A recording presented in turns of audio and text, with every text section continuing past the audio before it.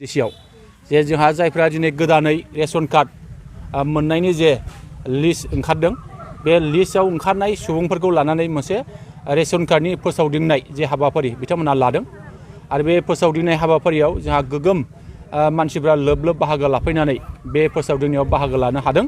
आं खोब गोजोननाय मोनदों।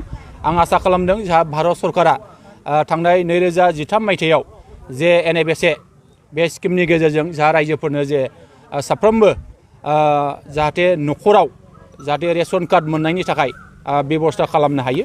बे मथेनो जोंहा दिनै बेबायदि फोसावदिंनाय हाबाफारिया सोलिगासिनो दङ। आं मिजिं खालामगोन जायफ्रा दिनै रेशन कार्ड गैया बिथांमोना थाबैनो एप्लाइ खालामनायनि बेबस्थाखौ निश्चय लानांगोन आरो जायफ्रा दिनै लिस्टआव ओंखारदों फारिलाइयाव ओंखारदों बिथांमोना सोरबा सोरबा आधार कार्ड होनो हायाखै, सोरबा सोरबा रेशन कार्ड होनो हायाखै, सोरबा सोरबा लेन्ड हल्डिं होनो हायाखै, सोरबा सोरबा एप्लिकेशन होनायखौ जों नुवाखै। गोबां बेबायदि माखासे जेंनाफोर दङ।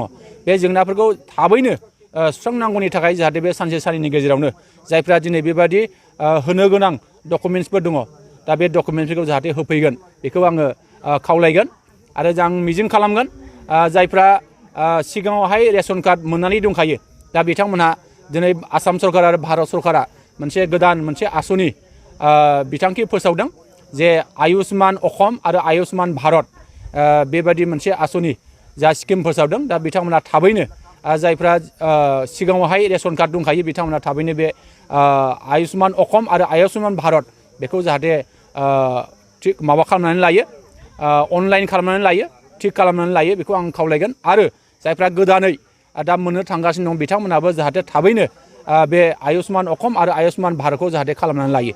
बबे थावनियाव आरो सोरजों जगाजग खालामनांगोन? बे आयुष्मान अखम आरो आयुष्मान भारतखौ खालामनो थाखाय जोंहा मेडिकेल साब सेन्टाराव जायफोर आसा दङ, आसा कर्मि बिथांमोन दङ आरो जोंहा BCDCनि चेयारमेन आरो मेम्बार बिथांमोन दङ, बिथांमोननि थ्रुयैनो जाहाथे थाबैनो बे जिखिनि स्किम बे स्किमखौ जाहाथे जगाजग खालामनानै लायो। रेशन कार्डखौ डिलारनाव डकुमेन्ट्सफोरखौ हैनांगोन नामा? दा जोंनि गोजौनिफ्राय इन्सट्राक्सन हरनाय मथे जा जेसेबां जोंहा दा गोदानै रेशन कार्डनि जे एप्लाइ खालामनाय बे एप्लाइ खालामनायखौ जोङो BCDCनि थ्रुयैबो जों खालामनो हायो आरो लोगोसे जोंहा डिलारफोरनि थ्रुयैबो खालामनो हायो। নতুন আমাৰ ৰাষ্ট্ৰীয় খাদ্য সুৰক্ষাৰ অন্তৰ্গত নতুন বেনিফিচিয়াৰী যিটো চিলেকশ্যন প্ৰক্ৰিয়া হৈছিল, চিলেকশ্যনৰ যিটো লিষ্ট আমি পাইছিলোঁ সেই লিষ্টখনত আমি আজি ৰাইজৰ আগত পাঠ কৰাই শুনালোঁ গাঁও সভাৰ জৰিয়তে। আৰু সেই গাঁও সভাতে আমি পাঠ কৰি কোনোবা যদি অযোগ্য মানুহ আছে ৰাইজৰ পৰা মতামত ল'লোঁ, মতামত লৈ এই প্ৰক্ৰিয়াটো আমি আজি এই আমি চূড়ান্ত কৰি দিলোঁ। যাৰ যাৰ ৰেচন কাৰ্ড নাই এই ৰেচন কাৰ্ড পাবলৈ কি প্ৰচেছ যাব লাগিব, কেনেকুৱা প্ৰচেছ? নহয় এইটো এই ৰেচন কাৰ্ড নোহোৱাবিলাকৰ আমি অলৰেডি সেইবিলাকেতো আমি BCDCৰ থ্ৰুদি BCDCত এপ্লাই কৰিছিলে। এপ্লাই কৰাৰ পিছত BCDC চেয়াৰমেনে লিষ্ট বনাইছে।